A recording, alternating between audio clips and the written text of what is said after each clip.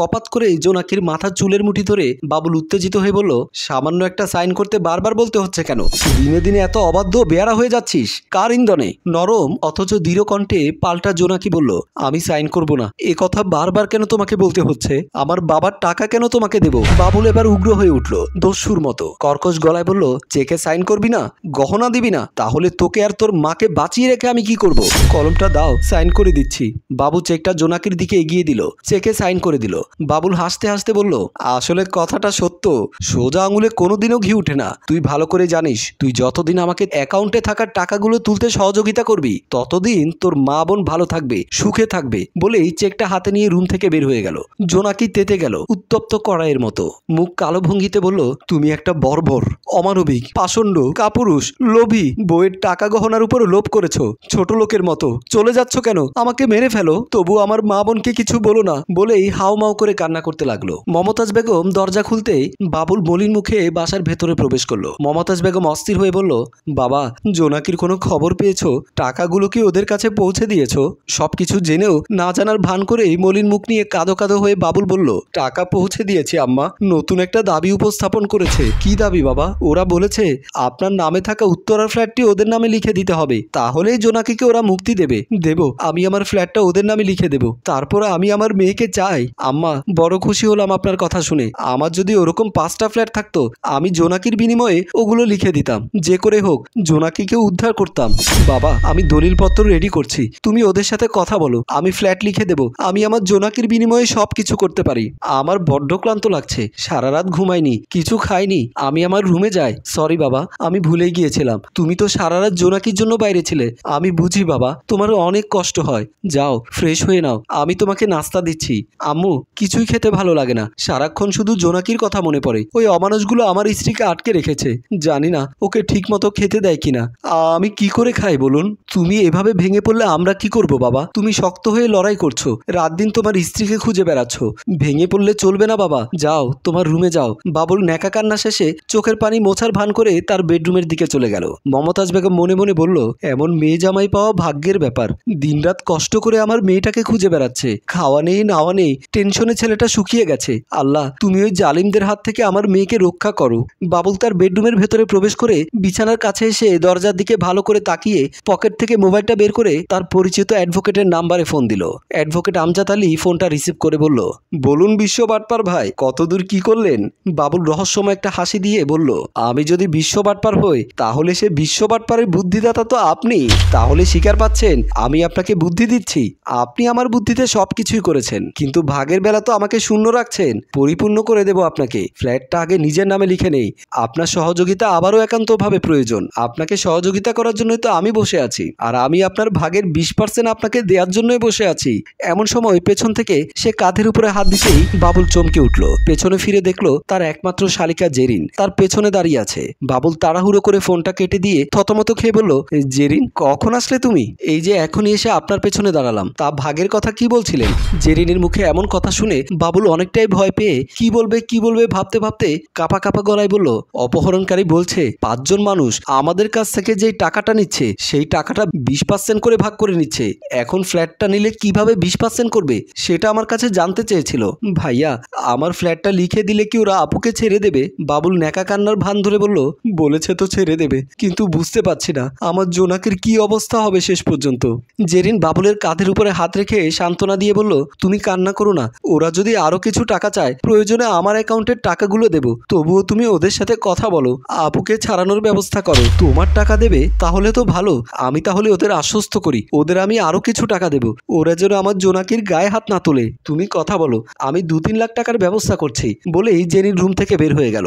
বাবুল রহস্যময় একটা হাসি দিয়ে বলল, জেরিন, এবার তোমার পালা। বিছানার উপর জোনাকি বসে আছে। পাশের চেয়ারে বসে জোনাকির সামনে 1 লাখ টাকার 3টি বান্ডিলের গান নিয়ে নাড়াচাড়া করতে করতে বাবুল হাসতে হাসতে বলল, এবার আমি বিদেশ পালিয়ে যাব, এই দেশে থাকবো না। তোর বোন আজকে আমাকে 3 লাখ টাকা দিয়েছে, তোর মায়ের কাছ থেকে 20 লাখ টাকার মতো নিয়েছি, তোর অ্যাকাউন্টে 10 লাখ টাকা তুলে ফেলেছি। এই যে দলিলটা দেখতে পাচ্ছিস, তোর মায়ের ফ্ল্যাটের দলিল। একটু পর উকিলকে নিয়ে তোদের বাসায় যাব, তোর মা এই দলিলে সাইন করবে, তারপর ফ্ল্যাটটা আমার নামে হয়ে যাবে। আমি ফ্ল্যাটটা বিক্রি করে পাখির মতো আরেক দেশে চলে যাব। চিড়িয়াখানায় দূর থেকে একবার হায়না দেখেছিলাম, আর এই বদ্ধ ঘরটায় প্রতিদিন মানুষ রূপে হায়নাকে দেখে আমি অবাক হই।